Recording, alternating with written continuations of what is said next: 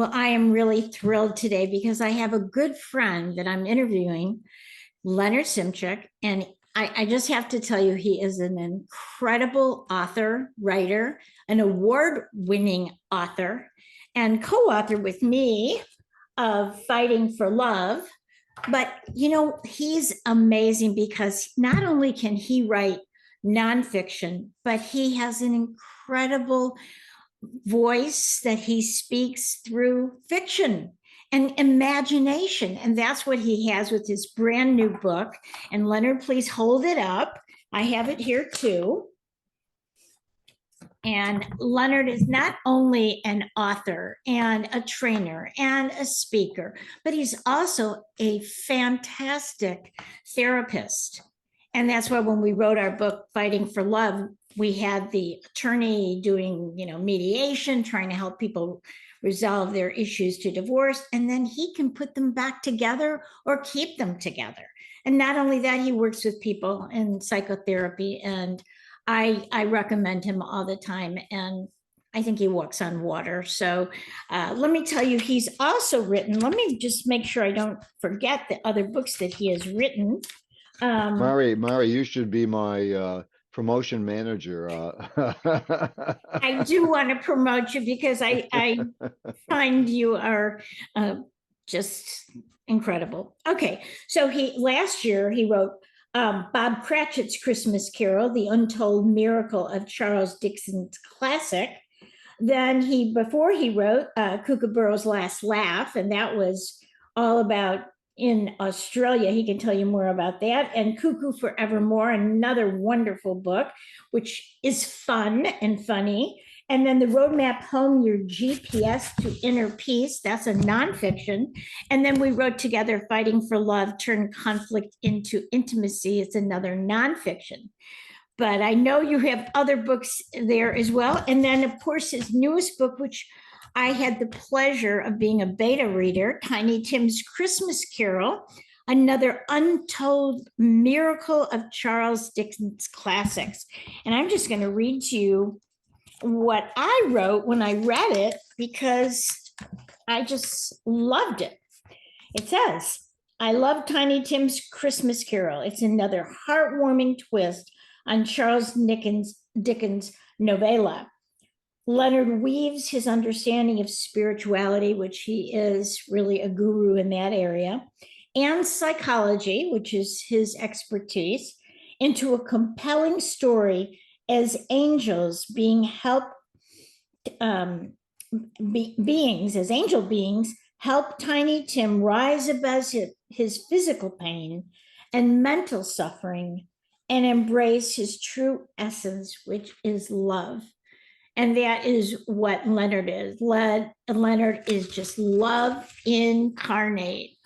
So Leonard, let's talk about this wonderful new book. And I know you have the most adorable artwork in this book as well. And you can see behind him there, he's got, his book from last year and this year. So tell us, first of all, why did you write the Bob Cratchit book first last year? What got you into deciding to write that? Well, I always had this question in my mind that I'm a big fan of Charles Dickens, Mari. And by the way, thank you for that introduction. You're just such a sweet woman, and I really, really appreciate what you said. I thought, here's a man, Bob Cratchit, who is Scrooge's clerk, and he's working for Scrooge for 20 years. Could you imagine what it would be like to work for a horrible man for 20 years? And I was thinking, what kind of man would put himself through 20 years of torture? And I thought, what would happen if the Christmas spirits visited Bob Cratchit and helped him on his journey to change his life? Because he doesn't really change at the end. Scrooge changes at the end, but he doesn't. He continues to work for Ebenezer Scrooge. So Yeah. I wanted the spirits to visit Bob Cratchit and take him back to his past. Because, Mari, all of us have issues from the past that influence us in the present, that takes us into the future. And as you know, Mari, unless we go back to our past and discover what's causing the problems and pain in our life, unless we know what's going on, we're not going to be able to heal that. Once we discover, oh, this is the part of Right, me from the past that's causing my pain, then I can take steps to heal it. Well, right, I drew upon Dickens' personal life because his father was sent to prison because he wasn't able to pay bills. And then Dickens himself went to work in Blacking's shoe polish warehouse. And right. so that's what happens to Bob Cratchit. So I kind of took a little bit of Dickens' story and and had Bob Cratchit. His father's an alcoholic, and he eventually kind of sends his son into the Blacking's warehouse to make money so he can spend the money to drink. And that started the whole domino Yeah, effect of Bob losing faith in his own dreams and coming to the realization, I guess I'm here only to be a servant to others. right. It's very psychological and spiritual at the same time. That's what I loved about that book. Okay, so then this year you've come out with about Tiny Tim. Now tell us about the evolution of why you decided to do Tiny Tim. Well, then I thought, well, these spirits are very busy during Christmas time. and, and so, the spirits that visited Bob were adults and they were women. And I figured, well, the spirits that visit Tiny Tim have to be children. And Mm, and here's Tiny Tim. He's a very endearing character in A Christmas Carol. But I thought, hey, here's a boy who's crippled. He may die. He's got a lot of medical issues. right, And I figure he gets bullied by other believed. children back Right, in 1843 England. right, And he's very close to his father, and he knows his father's so depressed and despairing. So that would weigh heavy on Tiny Tim. So right, Tiny Tim seems ripe for getting other spirits visiting him. And so, as I said, the spirits are children. Because, Mari, I believe that we are visited by, spiritual beings or angels or guides. They could be in the form of the real flesh, or they could be, kind of on the angelic realm. And they visit us in different ways. So, if you get a visit by somebody knocking at your door, that may be an angel in disguise trying right. to help us evolve. And you're my angel in disguise. And you're my angel in disguise, but not in disguise anymore because I know who you are. Well, will you show those adorable pictures of, first of all, with the angel of the past of, that would be a good place to start. So let's say this is the spirit of Christmas past. Mm, And so I always think that, and I want you to think, so Christmas past, I would ask the audience, is there anything in the past that's preventing you from really being fully present? That's preventing you from really enjoying the present? Do you have resentments from the past? Do you have pain from the past? So the spirit of Christmas past takes us in the past to say, okay, what needs to be cleared out? What needs to be right, released? So right, that's the spirit of Christmas past. And right. then we go into the spirit of Christmas present.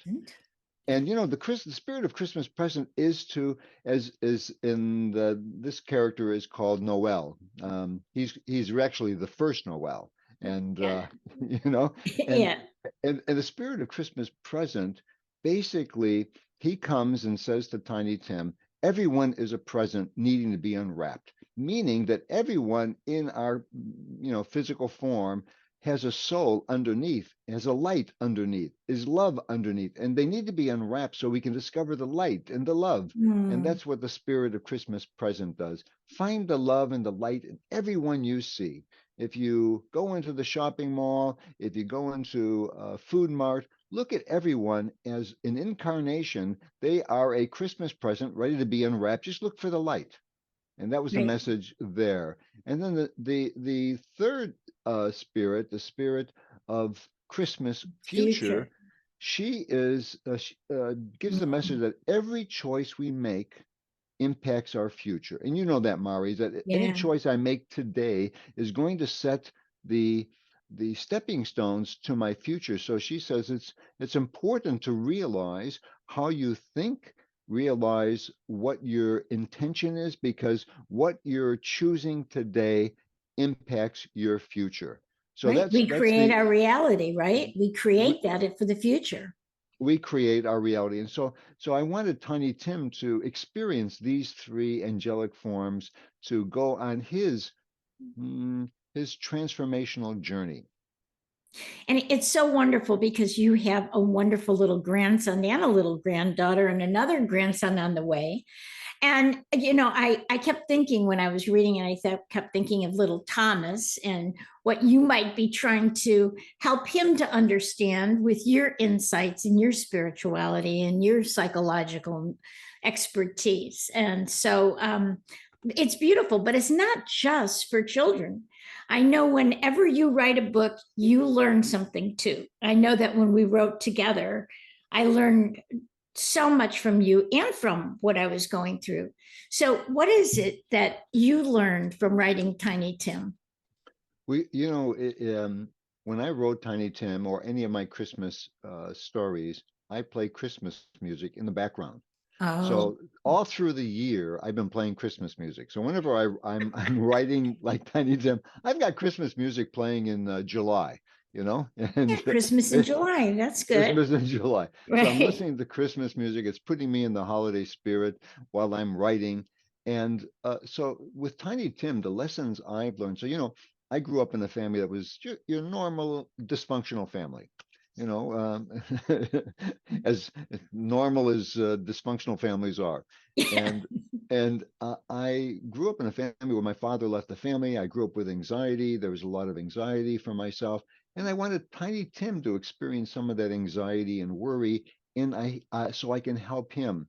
There's an old Right. saying, well, who's a Stephen King says, writing is his therapy, and my writing is my therapy, Mari. For sure. Just like when we were writing Fighting for Love, we were learning about fighting for love Ourselves. Yeah. ourselves. we Yeah. we were writing and we were learning about ourselves, and the same thing occurred to me as I was writing Tiny Tim. There's some parts in the story. I was talking to my brother yesterday, who just finished reading Tiny Tim, and he says he was crying at some points in the Oh. story. And I said to him, I said, as a writer, if I want my readers to cry, I got to be crying. So, Right. Right. I'm crying, and, I'm thinking about my past, and, oh, Right. I'm typing it out. But then, again, having to go through my healing journey. Each book is a healing journey for me, Mari. So little Tiny Tim was also little Lenny as well. I was going to say, you put so much of yourself into him as well. Yeah. Yeah, And helped absolutely. him to heal. By the end of the story, he healed too. So let's talk about miracles. You talk about miracles in your book. So what does a miracle mean to you? And tell us about that feeling that you get from miracles.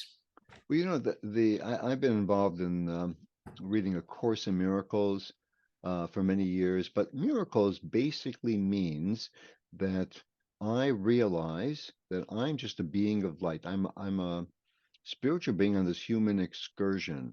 And so what it really means is, like when I look at you, I says, well, you really are a being of light and love. A miracle is a realization of who I am and who others are. To me, that's a Mhm. miracle. And when Mhm. when I realize that miracles do happen, that and I'll give you an example. So uh, I had an interview with the Dana Point Times, a Oh, journalist, yeah. and she, we were talking. I spent about an hour. She took some pictures, and she said to me, "Well, I don't know if it's going to be in the paper section.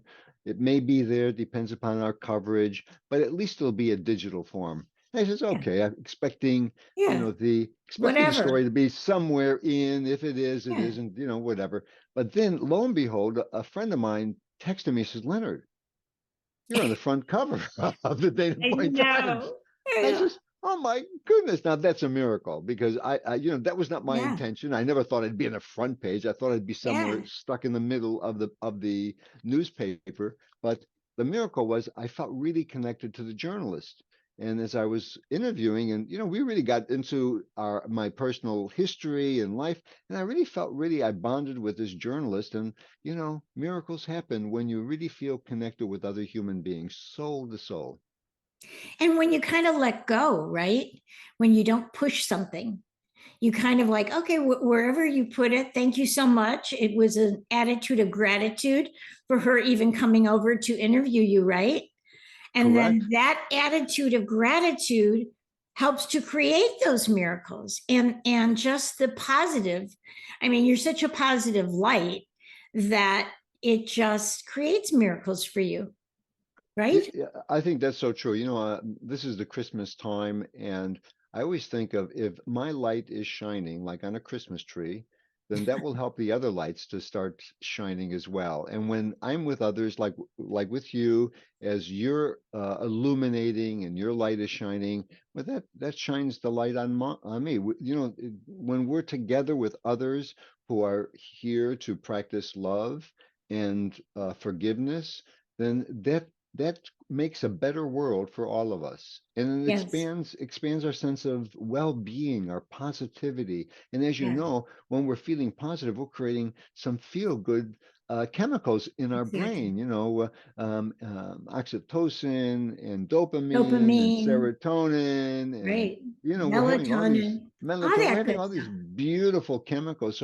So we're meant to be loving Yeah. our life. And when we love our life, we got these beautiful chemicals giving us a beautiful sense of high without having to take drugs. Right, right. That sense of optimism really attracts good things, right? If and you as a therapist deal with people who are resentful, people who are angry, people who are in those negative emotions, and that's what they attract. So it's so important to attract what you have to be, what you want to attract, right? So Yes, and people yes. don't always recognize that, and that's what I love about you is you know how to do that. You know how to help people.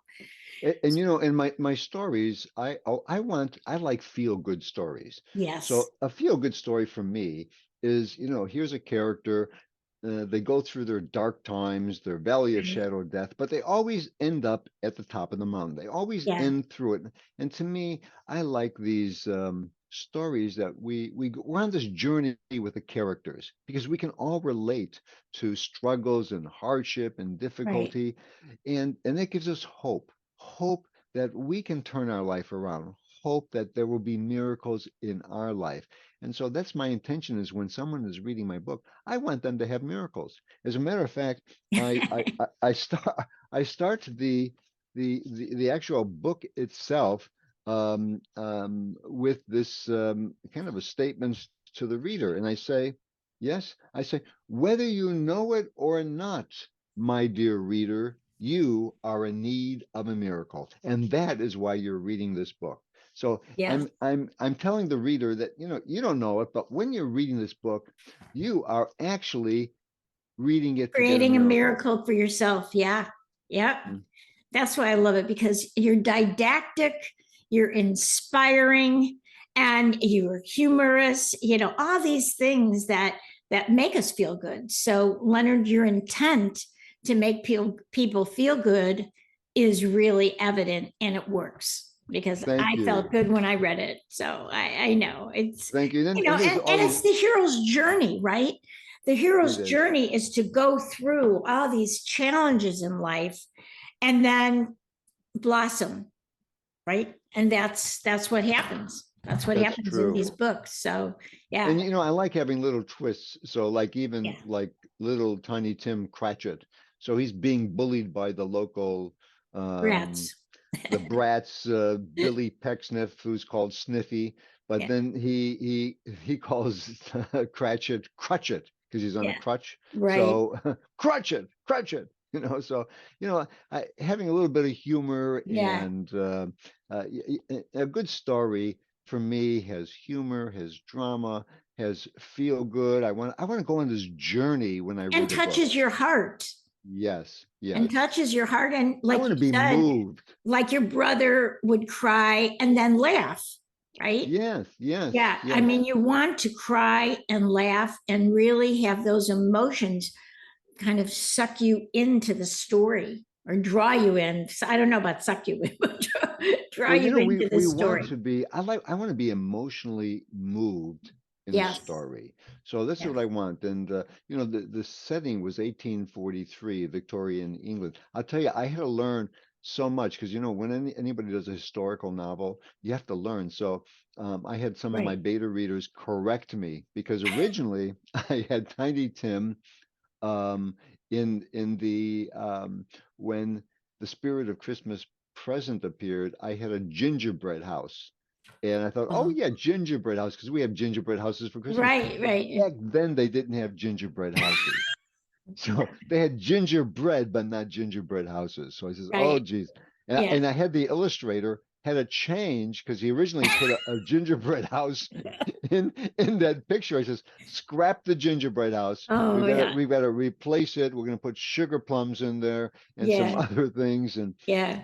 so and then also the other thing is you know, I originally had chocolate that you know, Tiny Tim got chocolate. Well, they didn't have chocolate back in 1840. They had Oh, hot chocolate, but they didn't have bars of chocolate like we have here. oh. So I had to learn all these in the beta readers to say, you know, Leonard, they didn't have that. You know, those. Right. No, I love that you do these beta readers too, because they give you some insights. When I first read it, Tiny Tim was a little bit too sophisticated. Right, you told me that. Says, you know, Leonard, yeah, he's too sophisticated. He needs you gotta make him act like a little boy. He says, you're Yeah. right, Mari. And so again, your feedbacks, I remember that feedback. He says, okay, Yeah. Mari's right. I've got to put him in more child He's language. only 6 years old, Yeah. And he's talking like unless he's he's a a sage. savant or something. No, really, but yeah, no, but I loved it anyway. But yeah, because the sense of insight was so incredible, and that's because you have so much insight. So that was great. So Well, you so know, I've been who a did you therapist. write this for, and What's that? who did you write this book for? Well, really, I wrote it really for adults, and so I'm kind of tickled that people say, "Oh, this is a children's book." I says, "Oh, wow." I didn't really write it for children. I wrote it for adults, like A Christmas Carol. Like Dickens' Right, book right, was right. really a family tale, and that people could read, and um, you know, See, that's what it's I really a see. I family see book. people reading it by the Christmas tree or just with, in a family session after dinner and just reading it together or having the kids read it if they're old enough to Yes, read. yes. That's what I see it as really a way to bring everybody together and then talk about how are you like Tiny Tim, or how are you Yes, like Bob Cratchit, or whatever. I think yes, that's what's the yes. beauty of it, is really that sharing was is and that's the spirit of Christmas, is having family together. So yeah, Was, you know, the that's spirit of Christmas is having family together. Now, some people don't have actually blood family, but we're all family. So, you know, right. friendship groups and others. So I think the hard part about Christmas is that it does engender a feeling of being close and intimate with family. And those who are living Connecting. alone, who don't have that, Yeah. it's a very difficult time for them. And for those people, I encourage them, find others. And if there are no others, then give to others. You can Right. volunteer, you can do something so that you're connected. You're not meant to Yeah. be Well, I disconnected. relate to that because this year our kids aren't going to be here and we're in a new area. We're in Florida. We were Yes. in Hmm. California for 45 years. So we would always have groups to meet with. So yeah, so it was very cute because I love my cleaning lady and her family, and and they all speak Spanish, which is okay. I speak Spanish, but yeah, she even invited us, why don't you come, and come to our house, because she knows my kids were only here for a couple days. And yeah, so you're right. It's find Are you ways. going to her house? She's going to send me directions. I have to see if Lloyd will agree to do that. But there are some other people here who also are from out of town, and their kids aren't going to Hmm. be here. So, Hmm. we're planning, and but yeah, it's a time of connection. I think Hmm. that's it. Whether it's family, blood family, or it's just really family of friends, it is a time to connect, to have the lights all around, to have candles burning, all those really wonderful things. So yeah, I wish I was with you. I remember we went down to Dana Point and saw the Yes, because lights and we would always yeah, exchange Christmas presents, have a meal, yeah, Christmas meal, exchange presents, and yeah. And yeah, that was just, see the lights together, yes, yes, and go yes. down to, yeah. So I'm that going is, I'm going down later this evening to Dana Point Harbor to see the lights mm, with a friend of mine. So it's uh gorgeous. Yeah, I saw yeah, a video of it, but yeah, it's really beautiful. Every year yes, they do yes. the lit up whale is pretty amazing too. So I know that you have another book in mind for next year. So why don't you tell us what that, will you let us in on that secret? Well, here's a little bit of a Santa's secret, Mari, because I've got the two Christmas books, and I always thought there'd be three, and I thought, well, I had to take a character out of Dickens' book, A Christmas Carol. And says, which one? So really, when I looked at all the different characters, we got Scrooge's nephew, Fred. We've got Mrs. Cratchit, and I Mm, thought, would be a really interesting character to write would be Jacob Marley, and mm, that was Scrooge's partner and partner in crime, so to speak. I said, yeah, wow, but Jacob Marley's dead because he appears to foreshadow the other three spirits. And so he mm, appears in chains and he's all chained up yeah, and shackled. yeah, And I thought he'd be a interesting character yeah. to have the spirits visit him. So, but he's dead. So I says, he still has to go to visit his Christmas past to see how he chose to work with Scrooge. And so I've already outlined the story, and I want to have so this is my next book. It'll be out next Christmas. Jacob Now you've Marley's done, Christmas Carol. that would be three men from Three the men, story. It's correct. time to do Mrs. Cratchit.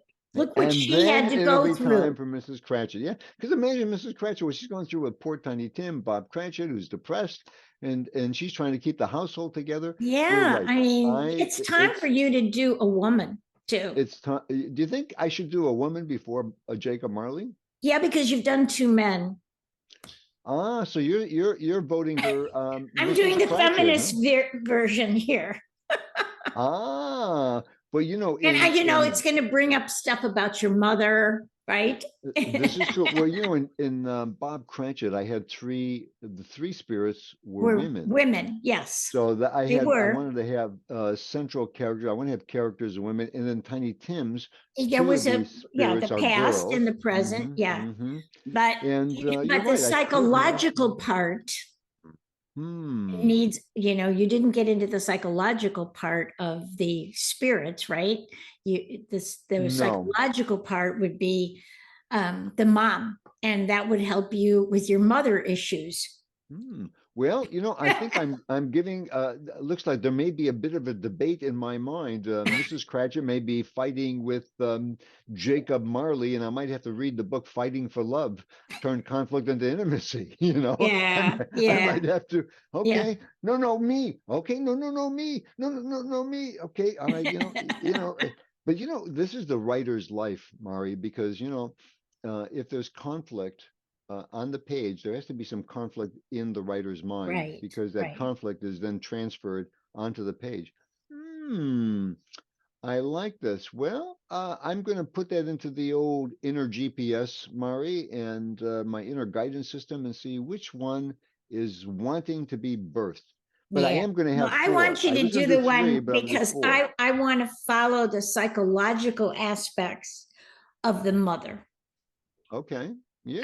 I want to see, because I will relate to that more than I did with Tiny Tim. Even though I love Tiny Tim and Bob Cratchit, I know I will relate as a mother to Mrs. Cratchit. So Mrs. Cratchit, yeah. Okay. so Well, I'm open. As or you could do both of them. wow, geez, I never thought of having two Christmas books at the same time. That's a lot of work. That's a lot of work. It's a lot of work, but you But think about it. if the spirits of Christmas past, present, and future visit me and they say, Leonard, we want two books this year. Well, who am I to argue with the spirits?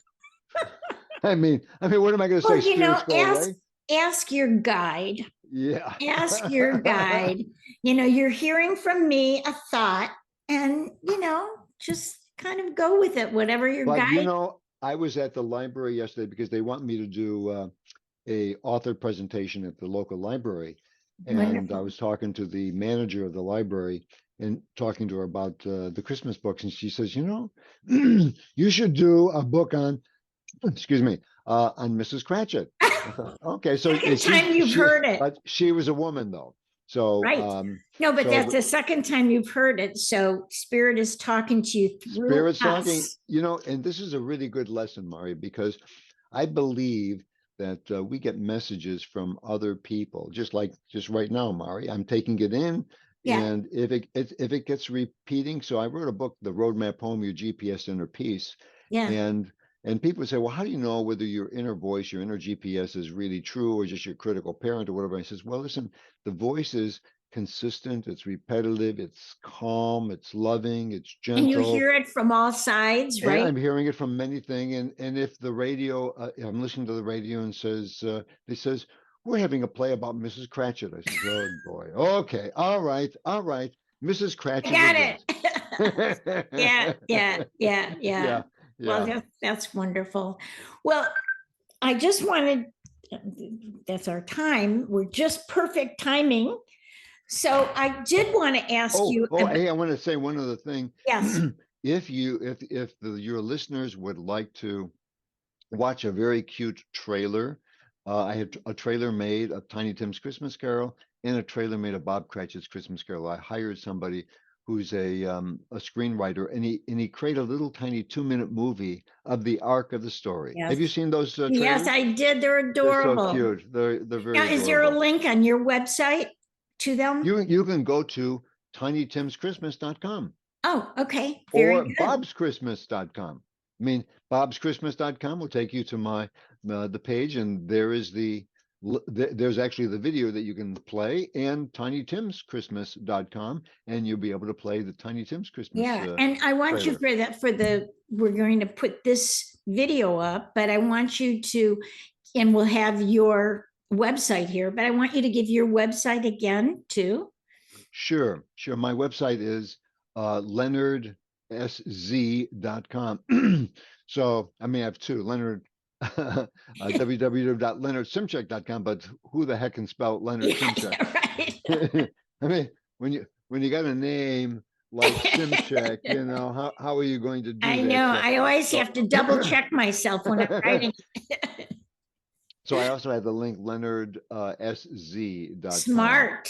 That was really So, smart. That was well, great. I had so many complaints about how the heck do you spell your name? There's only one vowel in your name, I know. I the A, know. but really the Y is a vowel in Polish.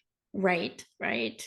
So I want to thank you again for giving us your time during this busy season. Your books are wonderful. And I know, will you tell the secret about, well, you have a couple books that are ready to come out. You have a book with Rick that's coming out. And why don't you just quickly tell about that? Sure, I have a book that I've written with my buddy Rick Bronick. It's coming out in April this coming year. It's called Power Tools for Men, a blueprint for healthy masculinity. Rick and I have been working with men for the past 35 years, and we believe men are in crisis. And this book provides a blueprint for men to move forward, because men hear that masculinity is toxic, and there's a lot of confusing messages. We're supposed to be strong yet gentle. We're supposed to be competitive yet cooperative. We're supposed to be protective but not over controlling. I says, oh my God, who the hell are we supposed to be? Yeah. So we thought we need a blueprint for healthy masculinity. And I was a beta reader for that. I don't know, I haven't read the newest version, but that book I love. I absolutely love that book as And well. we're going to use cartoons. It'll be just like we did in Fighting for Love. Yeah. We're going to use cartoons in front of each chapter. Oh, wonderful. And maybe some little exercises like we did at the end of our book. We have exercises we call them stretches. So at the end of each chapter, there's stretches that this is what men can do to stretch, like opening up to love, opening up to intimacy, opening up to finding vulnerability. vulnerability, even though men don't like the word vulnerability. No, they but like yeah, being what's the open. synonym that men can do? Open. Open. Men Yeah. respond to being Yeah. open. Vulnerability is like, why do I want to be vulnerable? Yeah, You know, yeah. Right. but women are more Has a bad comfortable. connotation. For men, it does. Yeah, yeah. Yeah, We have to use a new word or more masculine word. Yeah, yeah, it's that more makes open. sense to me. Mm-hmm, Yeah, yeah, mm-hmm. yeah. And then how about the Bumble books? Well, then I have a fantasy book that's been written, and that will be coming out. So I was talking to a friend of mine the other day, and I said, well, you know, I've written the 6 published books in those after next year, 8 or 9, and by the time I die, I'm going to have 30 books. It's Well, then good, because you can write a little more slowly. So you last a really long time. yeah. No, I'm starting to speed up. So from here on in, it's going to be Uh-oh. it's at least 1 book a year. Yeah, So at least 1 book a year. So I yeah. figured 1 book a year for the next 20 years. Okay, I'm happy with That that. sounds good. That sounds Yeah. good. Well, we want to thank you and keep up the great work. We love to read your books. They're wonderful. They're also available on Amazon. Yes. And you've had so many awards for so many of your books. So, Leonard, thank you so much for joining us. And we miss being able to hug you, but mwah! Thank you, Mari. Thank you, Okay. Mari. Love you, Okay. dear. Love you too. Thank you so much. And you got to get this book for your whole family. Mm. Hold it up again before we go. There we go. There we go. Thank you so much. Bye bye. Bye-bye.